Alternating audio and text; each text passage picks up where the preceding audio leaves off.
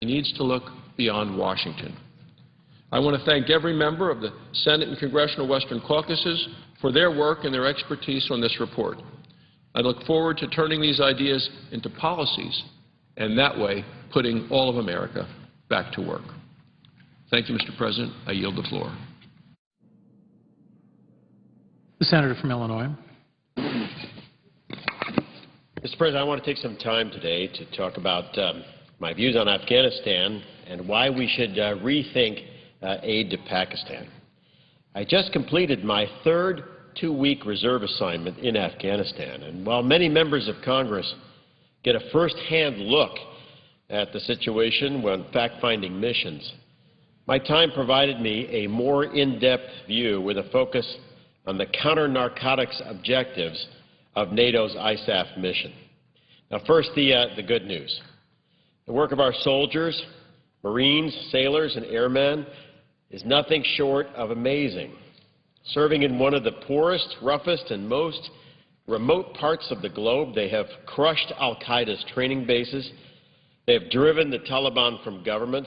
They fostered a new elected government and welded 47 allies into a force for human rights and development and education, especially for girls. Now, 42% of Afghans live on just $1 a day. Only 1 in 4 can read. Malnutrition is a serious problem, and infant mortality is the third highest of any country. According to the United Nations, nearly 40% of Afghan children under 3 are moderately or severely underweight, and more than 50% of children under 3 experience stunted growth. Afghanistan has more than twice the population of Illinois, but its electricity generation for the entire year is less than 2% of the electricity generated in Illinois just for the month of May. The nearly 30 million people of Afghanistan are victimized by a number of terrorist groups beyond just the Taliban, like the HIG, the ETIM, and a new threat called the Haqqani Network that I will go in detail about. The Afghans are most victimized by their neighbors, the Pakistanis.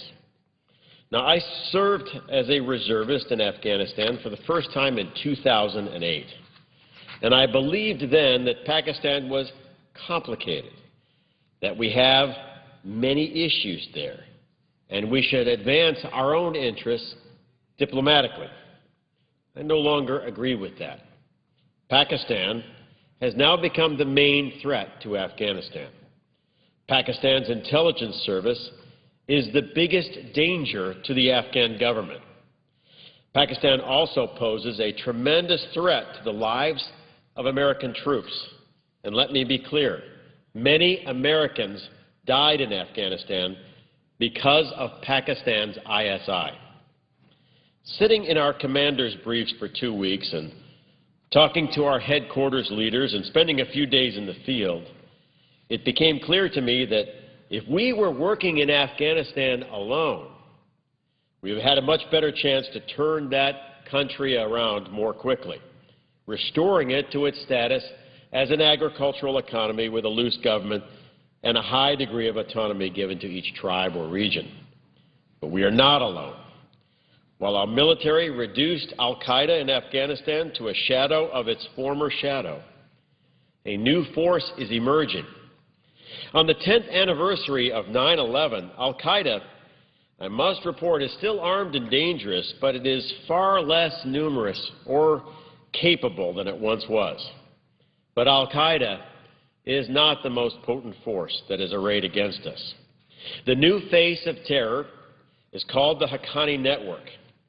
Built around its founder, Jalaluddin Haqqani, and his son, Shiraz, it has become the most dangerous, lethal, and cancerous force in Afghanistan. And one other thing. As much as Pakistani officials claim otherwise, the Haqqanis are backed and protected by Pakistan's own intelligence service. Statements by Pakistani government officials to the contrary are direct lies. The Haqqani Network kills Americans, it attacks the elected government of Afghanistan, and remains protected in its Pakistani headquarters of Miriam Shah. Without that Pakistani safe haven, the Haqqani network would suffer the same fate as al-Qaeda. Afghan and U.S. Special Operations teams take out many Taliban and al-Qaeda commanders, and these operators operate each night also against numerous Haqqani leaders. But the Haqqanis are able to spend all day planning attacks on Afghans and Americans, and then sleeping soundly in their beds in Pakistan.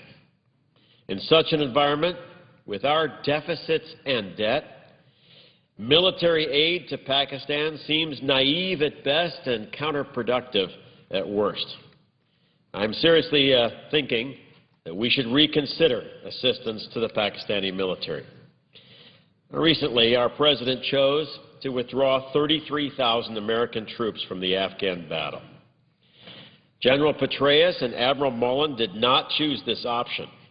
Nevertheless, I think our new commander, General Allen, can withdraw the first 10,000 American troops by Christmas without suffering a military reversal in Afghanistan. Afghanistan's army and police are growing in size, now numbering over 300,000, and capability. And despite recent reports of desertions, Afghanistan's security forces will soon reach a level where some of our troops may safely leave the country. As we withdraw, we should consider enablements, like a pay raise for Afghan troops to improve their retention and morale. Now, I spoke with General Allen about a commander's assessment that should be delivered at the end of the year. After withdrawing 10,000 troops, I hope that he will clearly define when the next 23,000 can come out.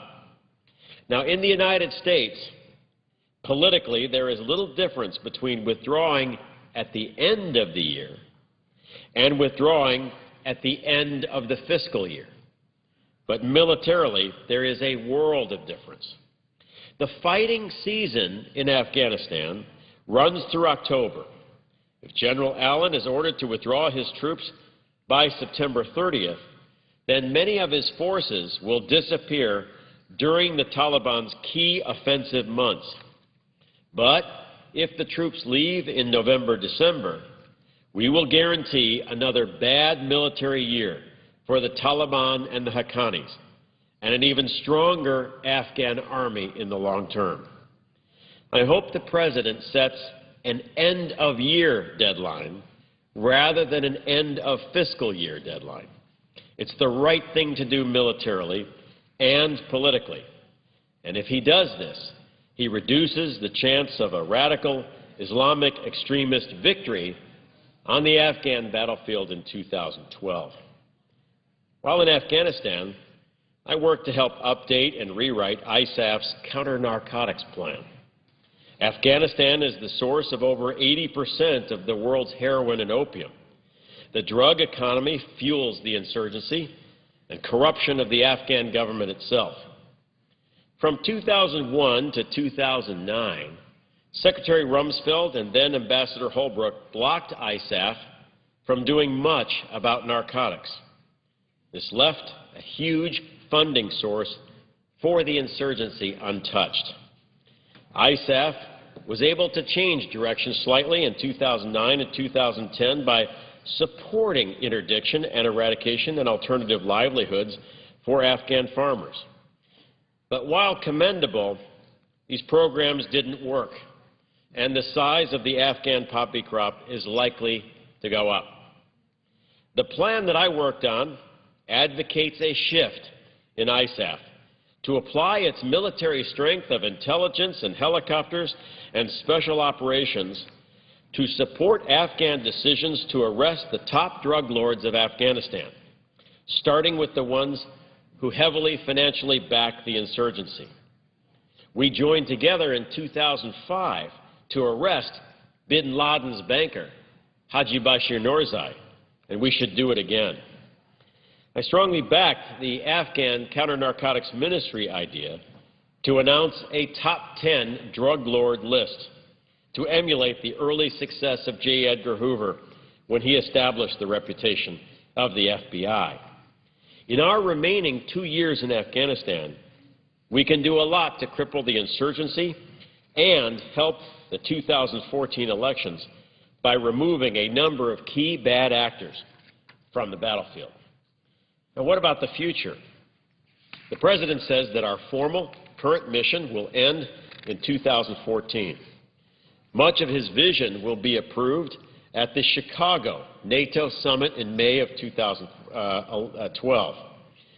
By 2014, I believe that Afghans will be able to do nearly all of the conventional fighting, with some U.S. Special Operations support remaining. But remember, while the Afghan Army is likely to win, its budget for this year is $11 billion. The Afghan government collected only $1 billion in tax revenue in 2010. We will have to help, and without regular U.S. combat troops, we risk a Taliban-Haqqani-ISI alliance winning unless we do help that Afghan military. On the 10th anniversary of 9/11, we should all agree that Afghanistan should never become a major threat to American families again.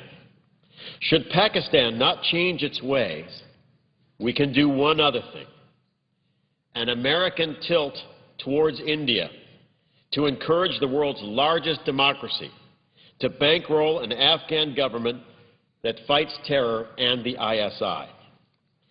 Given the outright lying and duplicity of Pakistan, it appears that a tilt towards India will allow us to reduce our forces in Afghanistan, knowing that India will help bankroll an Afghan government.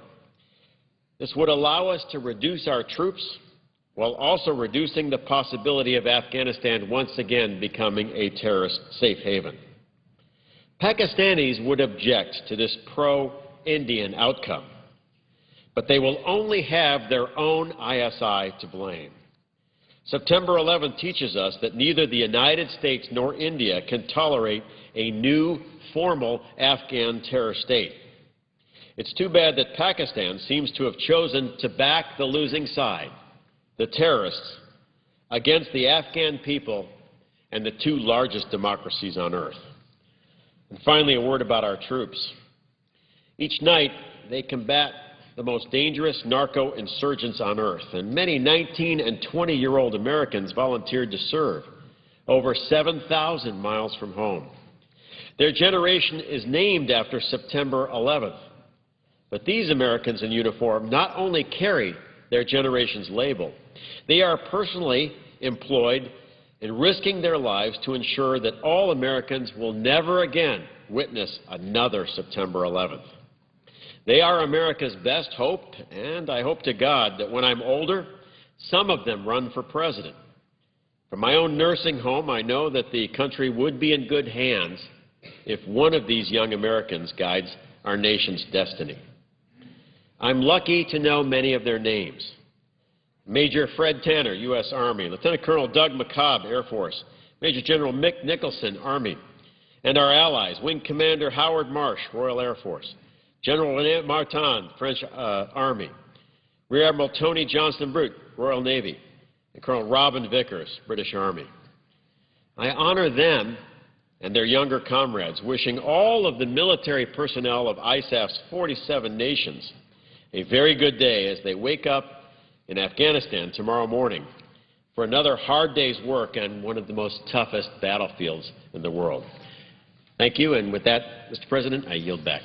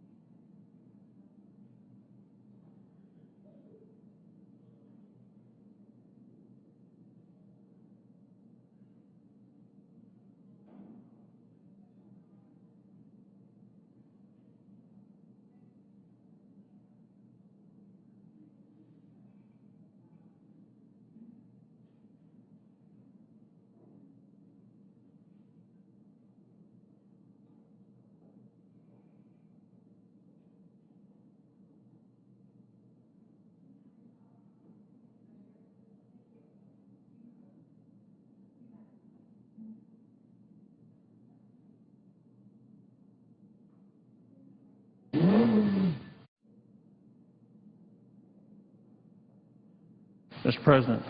The senator from Oklahoma. Thank you. I want to do a couple of things. I want to talk about an amendment, but I also want to, I had one of my colleagues who was sitting in your position as President Pro Tem noticed an error that I made on July 27th. Senator Whitehouse questioned my numbers, and in fact, he was right. I said $115 million in regards to the savings on limousines. That was $11.5 million per year, not $115. It was $115 million over 10 years. So, stand to put that in the record that I was in error, and Senator Whitehouse, as a cordial colleague, questioned me on it, and I thank him for his accountability. We have before the Senate now a patent bill. And there's no question that there's a lot of work that we need to do on patents. I know the President Pro Tem sits on the committee that I do, and we've spent a lot of time on this. But I'm really concerned, I have to say, with what we're hearing in the Senate about why we wouldn't do the right thing that everybody agrees we should be doing because somebody doesn't want us to do that in the House. And I think it's the worst answer we could ever give the American people. When we have a 12% approval rating, and the Republicans have worse than that, why would we tell the American people we're not going to do the right thing for the right reason at the right time because somebody in the House doesn't want us to? And then we're going to say we're not going to put these corrections into a patent bill. They're obviously important. And we're going to say it's going to kill the bill, when in fact it's not going to kill the bill. But that's what we use as a rationalization. So let me describe for a minute what has gone on over the years and what has not happened. The first point I would make is there has not been one oversight hearing of the Patent Office by the Appropriation Committee in either the House or the Senate for 10 years.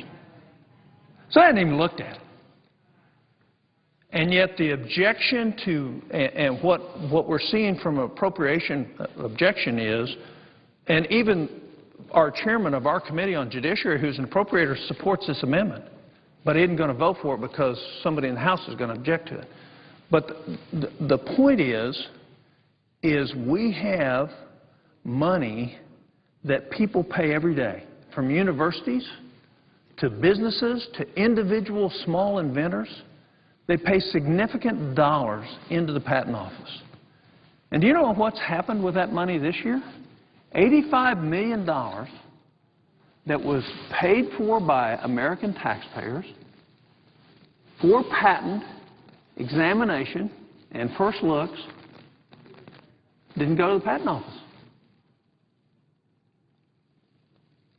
And yet we have over 1 million patents in process at the Patent Office, and over 700,000 of those haven't ever had their first look. So when we talk about our economy, and we talk about the fact that we want to do things that enhance intellectual property in our country, which is one of our greatest assets, and then we don't allow the money that people actually pay for that process to go for that process, and we backlogged for years now patent applications. We've done two things. One is we've limited the intellectual property that we can capture. Number two is we've allowed people to take those same patents when we have limited ability, especially some of our smaller organizations, and allow those to be patented elsewhere. So the lack of a timely approach on that is lacking. I see the senator from Vermont, and I think he wanted 7 or 8 minutes, and I'm happy to yield at this time if he'd like to have it. All right. Thank you. So the process is broken. And since 1992, almost $1 billion has been taken out of the Patent Office. And so we wonder, why in the world is the Patent Office behind? The Patent Office is behind because we won't allow them to have the funds that the American taxpayers who are trying to get ideas and innovations, copyrights, trademarks, and patents done, we won't allow the Patent Office to have the money. So the amendment that I'm going to be offering, I have a modification on it that's trying to be cleared on the other side, and I won't actually call up the amendment this time until I hear whether that has been accepted. The amendment I have says that we will no longer divert the money that American businesses, American inventors, American universities pay to the Patent Office to be spent somewhere else. That it has to be spent on clearing their patents. I would like you to introduce into the record, and I would submit a copy at this time, a letter I received August 1st from the head of the Patent Office. And I must tell you that we are so fortunate that we have Director Campos. We have a true expert in patents with great knowledge who has made tremendous strides in making great changes at our Patent Office. But he requires a steady stream of money, and he requires the ability to manage the organization in a way to where he can actually accomplish what we've asked him to do. And quite frankly, I've spent a lot of time working with the Patent Office, not everybody else that wants an advantage in the patent system, but with the Patent Office. And I'm convinced we've got great leadership there now.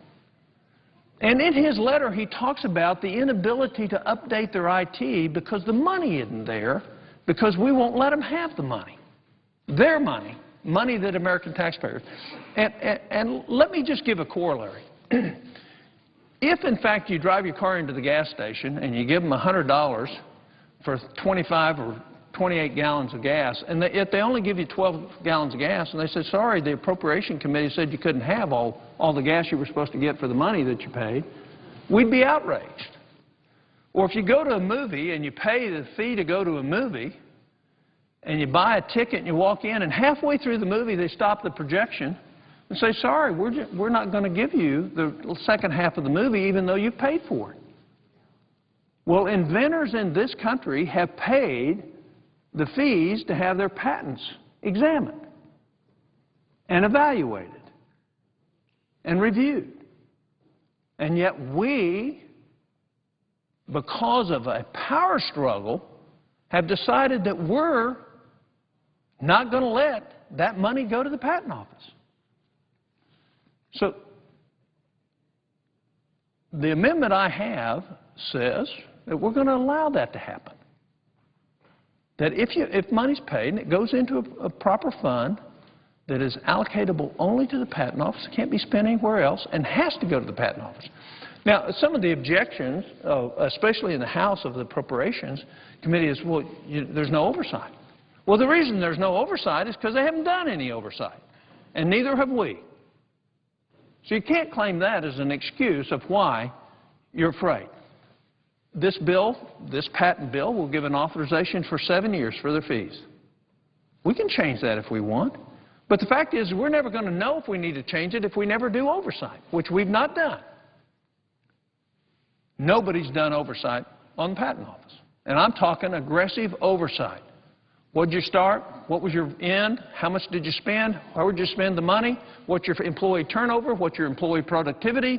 What should we expect? None of that's been asked. I believe it's probably pretty good, because I have a lot of confidence in the management at the Patent Office, especially in terms of what I've seen in performance in the last couple of years versus before that. But the fact is that oversight hadn't been done. And it's not just the Patent Office. We haven't done it anywhere. Very little oversight's been accomplished by the Senate. And it's one of the biggest legitimate criticisms that can be made of us as a body, is that we're lazy in our oversight function. Of the $3.7 trillion that's going to be spent, we're going to oversight about $100 billion of it total. So the amendment does a couple of things. And let me kind of detail that for a moment.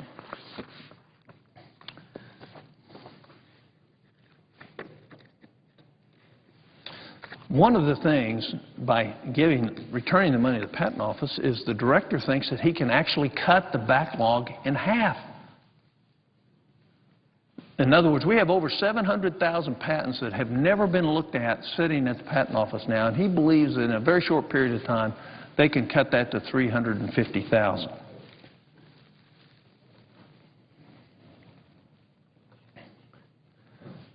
From 1992 through 2011, $900 million has been taken from the PTO. In 2004, Congress diverted $100 million. In 2007, it diverted $12 million. Last year, it diverted $53 million. It's $80 to $85 million that's going to be diverted this year. In 4 years out of the last 10, the Congress gave the Patent Office all the money because it was so slow and so lethargic in terms of meeting the needs of inventors.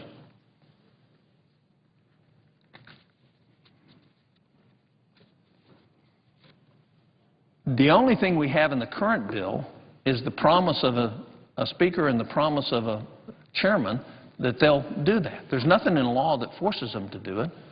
There's nothing that will make sure that the money is there. And no matter how good we fix the patent system in this country, if there's not the money to implement it, we will not have solved the problems. In June of 2000, the House debated the PTO funding, and an interesting exchange took place between Representative Roybal Allard and Representative Rogers, who was a cardinal at the time. And Representative Allard discussed the problem of PTO fee diversion and need for user pays to pay for the work of the agency. She asked, in the documentation of the congressional record, she asked Chairman Rogers if 100% of the user fees would go to the PTO.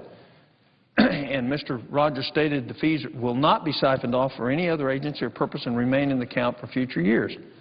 But according to the PTO, in fiscal year 2000, $121 million was in fact diverted.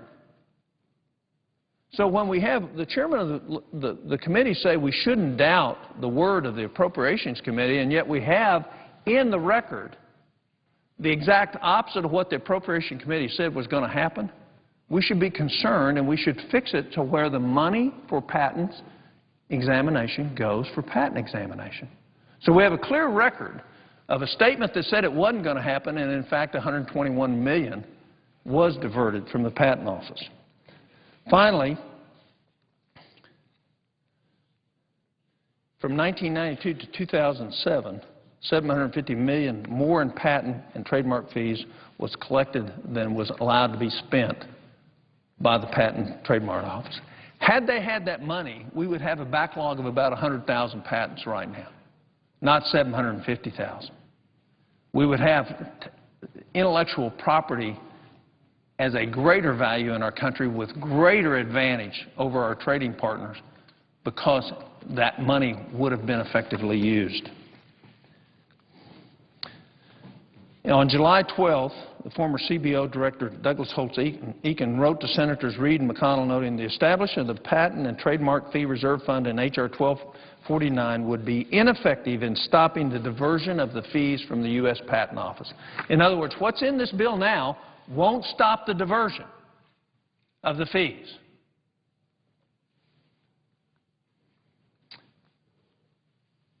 Just so people think I'm not just picking on one area, this is a bad habit of Congress. It's not just in the Patent Trademark Office where we tell people they're going to pay a fee to get something done and then we steal the money and use it somewhere else. And just, for example, the Nuclear Waste Fund at the Department of Energy.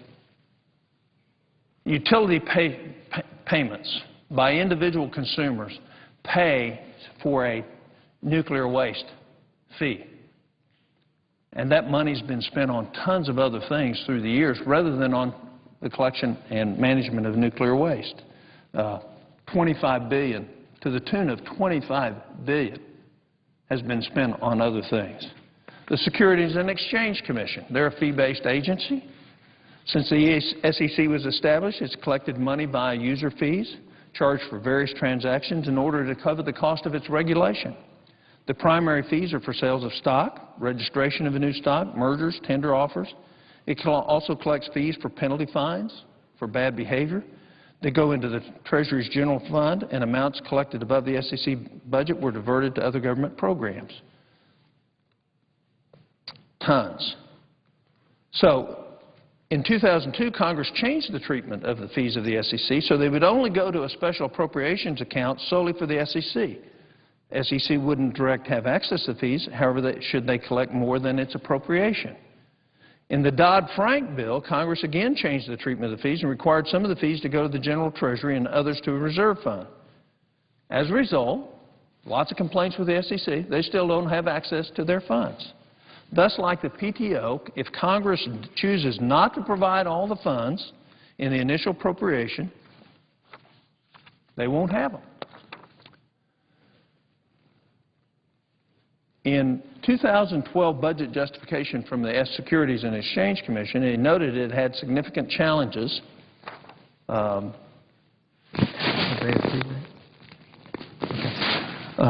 Notice that maintaining the staffing level and budget sufficient to carry out its core mission. From 2005 to 2007, SEC had frozen or reduced budgets that forced a reduction of 10% of their staff and 50% in technology investment. What happened in 2007 and 2008 in this country? What were the problems? So the diversion of the money from the SEC actually contributed to the problems that we had in this country. So it doesn't work. Finally, one that is my favorite and I've fought against every year that I've been here is the Crime Victims Fund. And that's a fund where people who are criminals actually have to pay into a fund to restitution for criminal victims.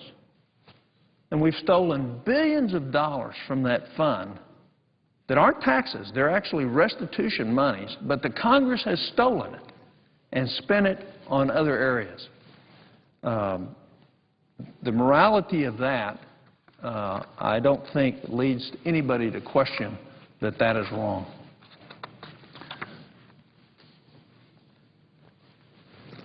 Let me now, if I may, call up Amendment 599, ask that the present amendment, the pending amendment be set aside, and ask that it be modified with the changes at the desk. Is there objection?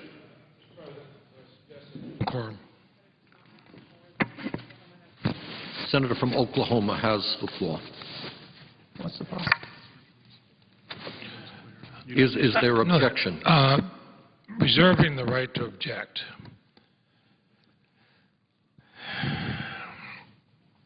The senator from Oklahoma knows that the basic thing he's trying to do is something that I had supported. As he knows, I put it in the manager's package.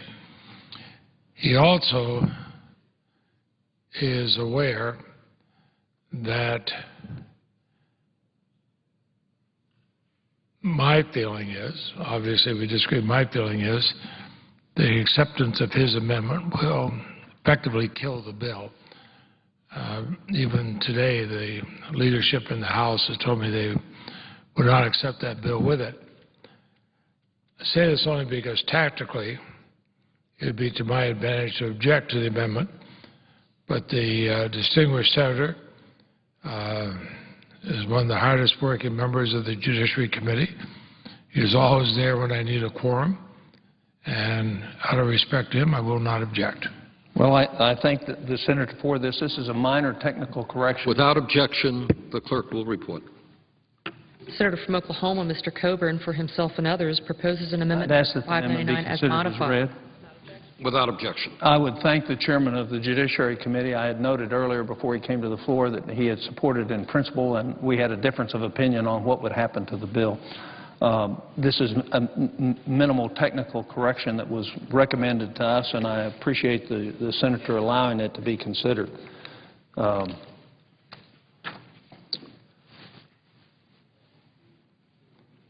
Let me spend a minute talking about the chairman and his feeling that this won't go anywhere.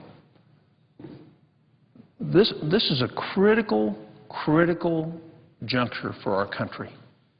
When we're going to make a decision to not do what is right because somebody is threatening that they don't agree with doing what's right and that they won't receive it. You know, in my life of 63 years, that's how bullies operate. And the way you break a bully is you challenge a bully.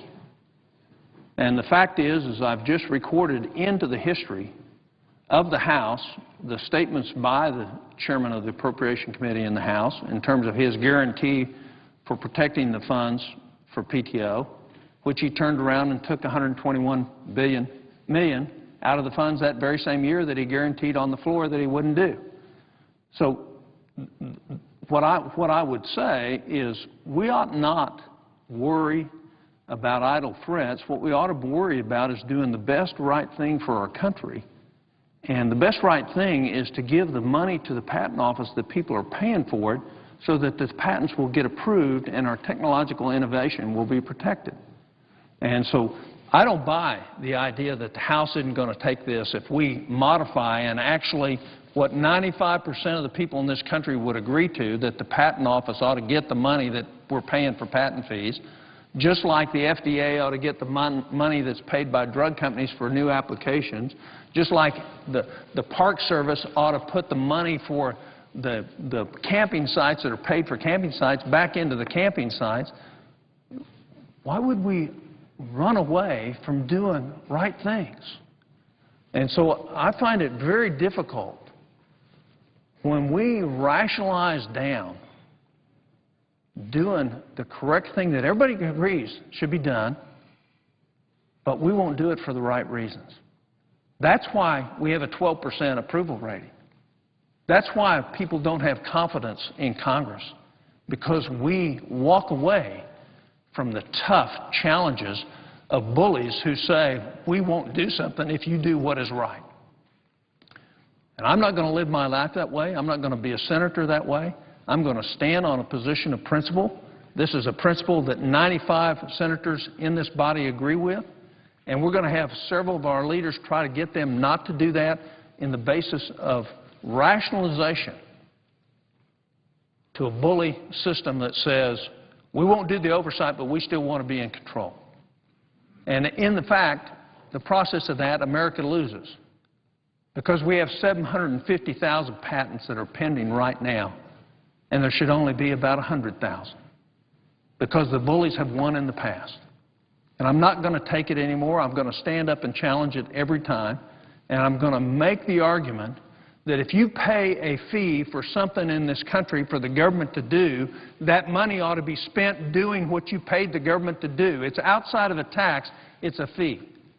And it is immoral and close to being criminal to not spend that money for that fee. So if our body decides today they're going to table this amendment, the question that the American people have to ask is, where's the courage in the Senate to do what's best for our country? Why are the senators here if they're not going to do what's best for the country? Why are they going to play the game of rationalization and extortion on principles that matter so much to our future? I won't do that anymore. Everybody knows this is the right thing to do.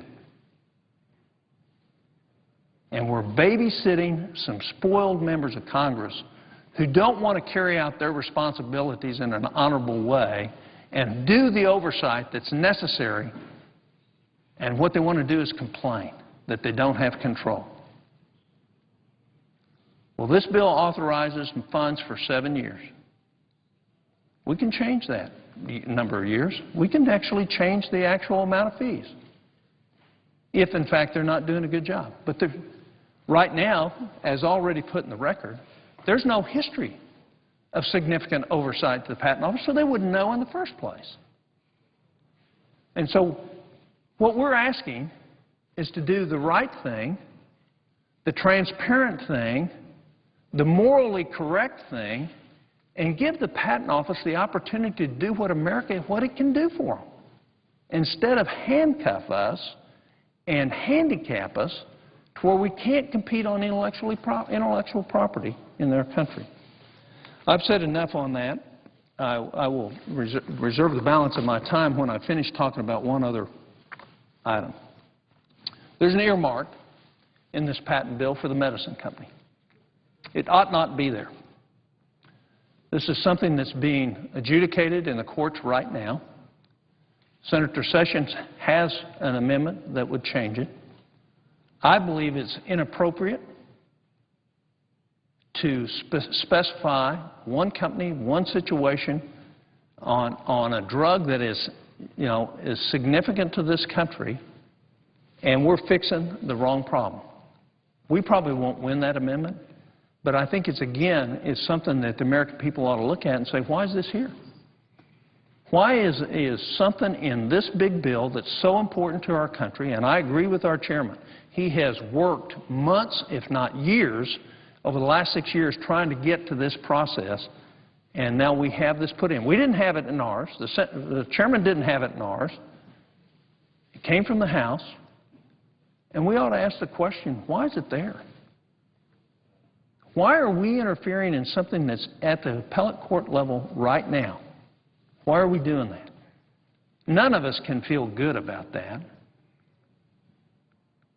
None of us can say it's the right thing to do.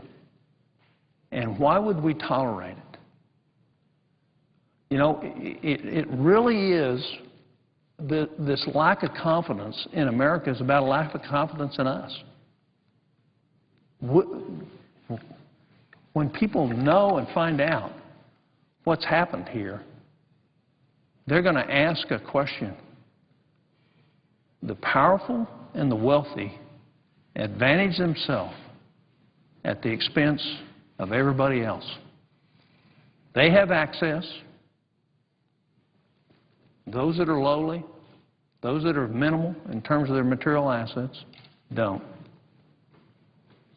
It's the type of thing that undermines the confidence that we need to have. And I just wanted to say I'm a co-sponsor of Senator Sessions' amendment. I believe that he's accurate on it. I think that they've won this in the court. It's on appeal. They'll probably win it on appeal. This will end up being an unnecessary thing. And there's a way for us to fix it if, in fact, they lose, if it's appropriate to do that. But I believe it's inappropriate this time. I'd yield the floor and reserve the balance of my time. Mr. President.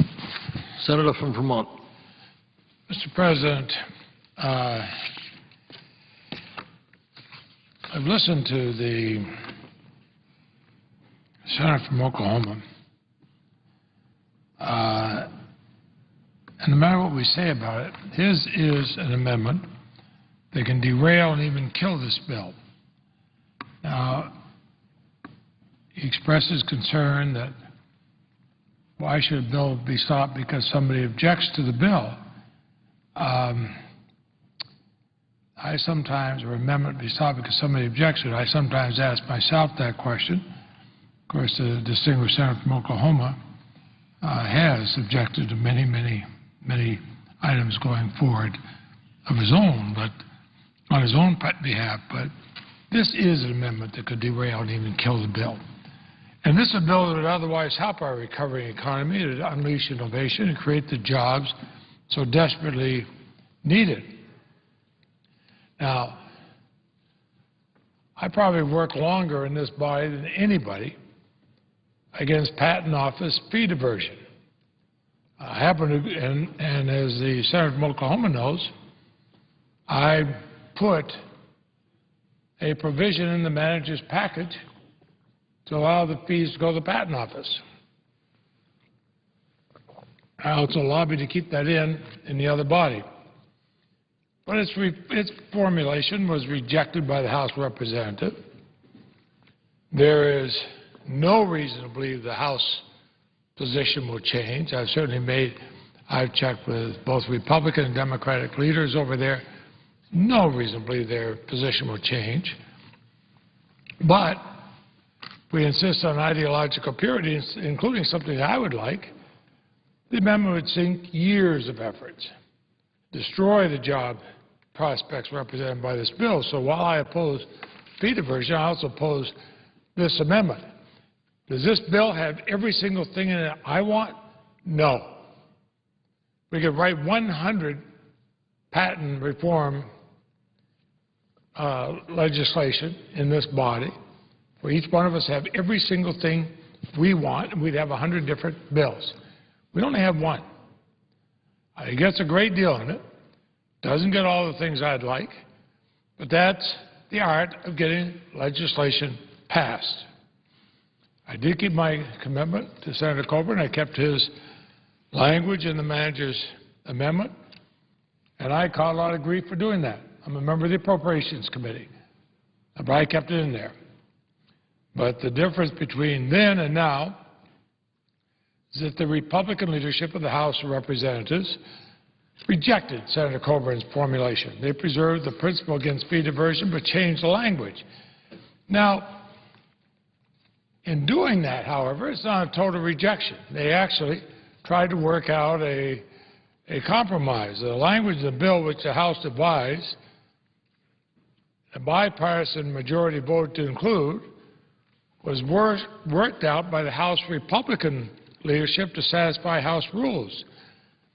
The provision that Senator Coburn has drafted and offers again with his amendment today apparently violates House Rule 21, which prohibits converting discretionary spending into mandatory spending. So what the House did, and actually accomplished what both Senator Coburn and I and others want, it's a revolving fund. They established a reserve fund. That was the compromise that the Republican House leadership devised between Chairman Smith, Chairman Rogers, Chairman Ryan. Yesterday, I inserted in the record the June letter from Congressman Rogers and Ryan to Chairman Smith of the House Judiciary Committee. And I'd ask consent to insert into the record the commitment letter from Chairman Rogers to Speaker Boehner. And I would note, Mr.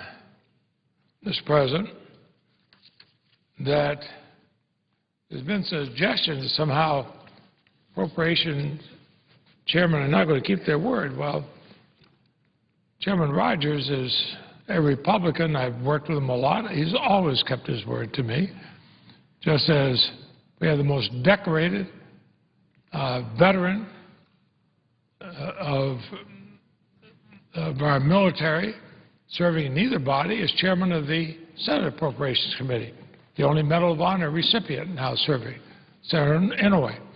Both he and ranking Republican, Senator Cochran, have always kept their word to me, certainly in the more than a third of a century I've served on that committee. The America Invents Act, as passed by the House, continues to make important improvements, ensures the fees collected by the U.S. Patent and Trademark Office are used for Patent and Trademark Office activities. The one thing in there is that we in the Congress at least have a chance to make sure they're using it the way they're supposed to. The office is entirely fee-funded. It does not rely on taxpayer dollars. It has been and continues to be subject to annual appropriations bill, which allows the oversight that we are elected and paid for by the American people to do. Now, the legislation that we passed in March would have taken the Patent and Trademark Office out of the appropriation process by setting up a revolving fund. Well, instead of a revolving fund, the House formulation against fee diversion established a separate account and directs that that account be used only by the U.S. Patent and Trademark Office. And the House Appropriations Chairman is committed to abide by that legal framework. The Speaker is committed to that. The House forged a compromise. That's the essence of the legislative process. The founders knew when they wrote the Constitution and include the great compromise. Ideological purity does not lead to legislative enactments. Ideological purity does not lead to legislative enactments. The House compromise can make a difference and make real progress against fee diversion. It's something we can support. And there are many, many companies and organizations that do support this final workout in order to get the bill enacted without delay. After 6.5 years, let's not delay anymore. This is going to create jobs. We got 600,000 to 700,000 patents sitting there waiting to be processed. Let's get on with it. Let's get on with it.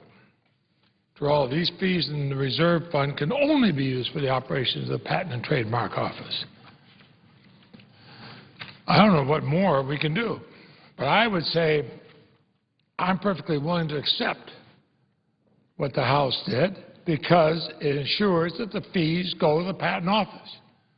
I'm also well aware of voting for this bill, this amendment, kills the bill. It could kill the bill over a formality, the difference between a reserve fund and a revolving fund.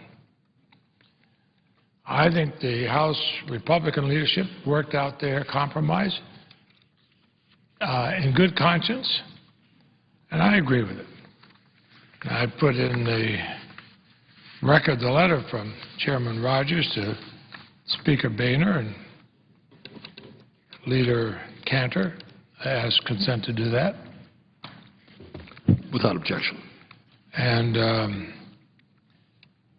the U.S. Patent and Trademark Office is funded entirely by user fees, and the Leahy-Smith America Invents Act will ensure the PTO has access to the fees it collects. We've heard from a number of organizations that agree with that, and I ask unanimous consent. The sample of these letters from the Business Software Alliance, Small Business Entrepreneurship Council, DuPont, other financial organizations be included in the record. Without objection. Mr. President, I've reserved the balance. I'd ask my consent my full speech be made part of the record. I'd ask consent that I be allowed to reserve the balance of my time, and I would suggest the absence of quorum. From that, I would suggest the absence of quorum. Clerk will call the roll. Mr. Akaka.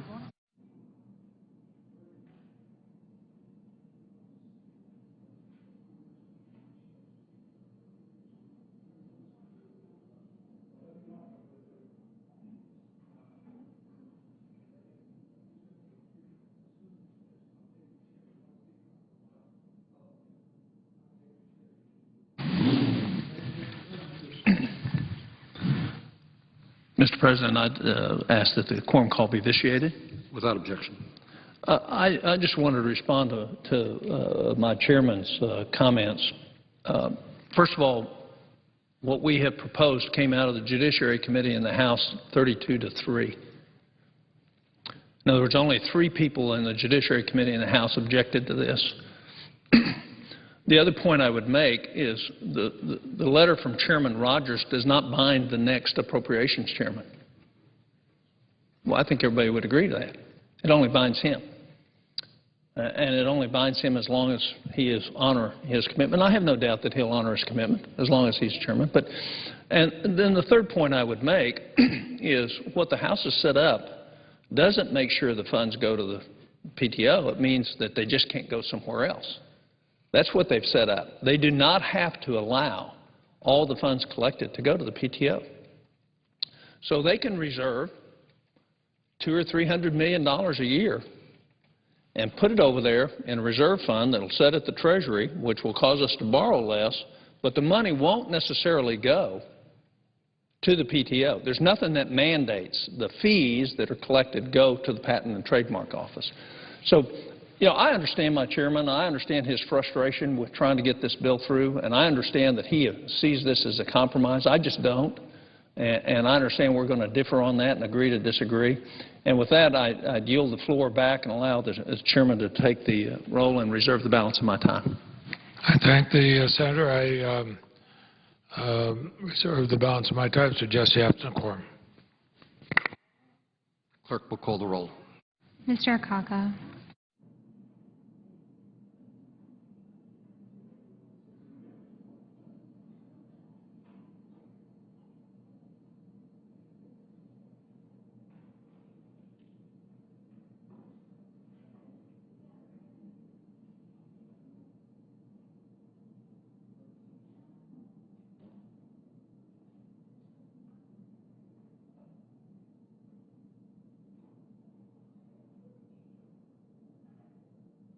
President.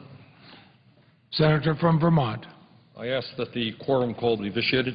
Without objection, so ordered. Mr. President, I wanted to pick up on a point that the senior senator from Vermont made earlier today.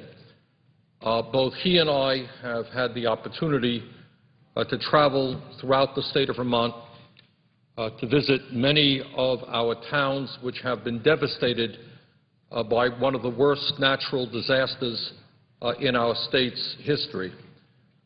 We have seen in the southern part of the state, in Wilmington, for example, the entire business district severely damaged. I have seen in central Vermont a mobile home park almost completely wiped out, with people who are in their 80s now having to look to find new places in which to live. I've seen a public housing project for seniors down in Brattleboro severely damaged. A lot of seniors there are now having to find new places to live. We've been through the state office complex in Waterbury, the largest state office building in the state, housing 1,700 Vermont workers, the nerve center of the state, devastated. Nobody is at work there today. We have seen hundreds of bridges and roads destroyed, and right now, as we speak, there are rains coming in the southern part of the state causing more flooding, more damage. We have seen a wonderful gentleman from Rutland lose his life because he was doing his job to make sure that the people of that area were protected. So we have seen damage the likes of which we have never seen in our lifetime. Mr. President, what I would say, and I know I speak for you as well, is that the name of our country is the United States of America, the United States of America. And what that means is that we are a nation such that when disaster strikes Louisiana or Mississippi in terms of Hurricane Katrina, I know the presiding officer remembers the outpouring of support from Vermont for the people in that region. And all of our hearts went out, and in Joplin, Missouri, that community suffered an incredible tornado that took 150 or so lives, devastated that city.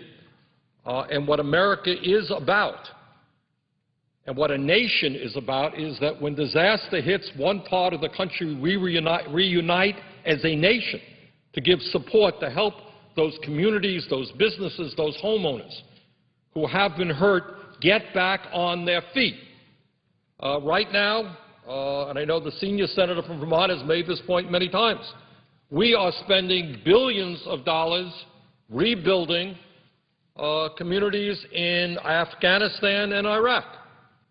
Well, I think I speak for the vast majority of the people in this country and in my state of Vermont that if we can spend billions rebuilding communities in Iraq and Afghanistan, we sure can rebuild communities in Vermont, New Jersey, North Carolina, and other parts of the United States of America that have been devastated by this Hurricane Irene. So, Mr. President, I think as a body, as a Congress, the House and Senate have got to work as expeditiously as we can to come up with the funds to help rebuild all of the communities that have been so severely damaged by this terrible flood. And I look forward to working with my colleagues to make that happen. And with that, I would yield the floor and note the absence of a quorum. The clerk will call the roll. Mr. Akaka.